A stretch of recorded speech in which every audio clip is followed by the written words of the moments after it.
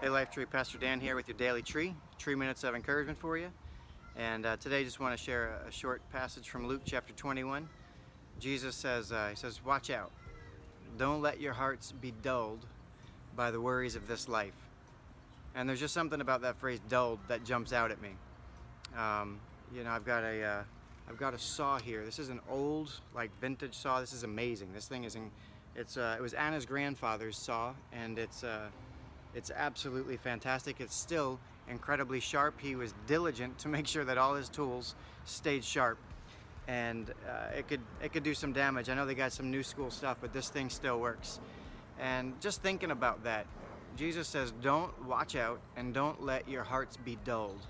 And there's so many forces and things that dull us in everyday life. So many different things that we give attention to, and we're effective and we're going, but over time, just going through our day has a tendency to dull our heart. And what happens when our hearts get dull is that they no longer feel. It's almost numb. You could almost use that word numb for our hearts, that they get numb to caring, to compassion. We get fatigued even with trying to be kind or loving to anybody, to be patient. And Jesus says, watch out.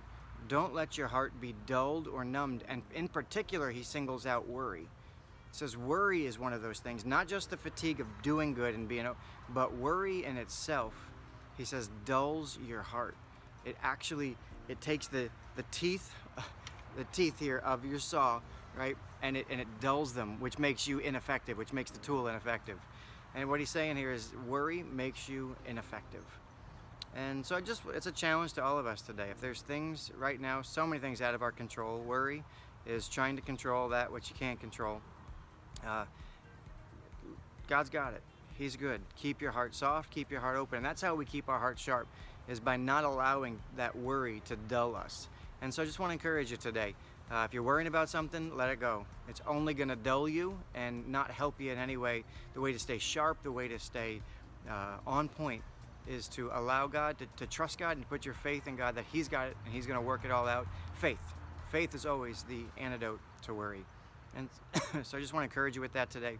Continue to trust God and put your faith in Him today, and keep your saw sharp. All right, love you, church. Can't wait to see you again soon. God bless you.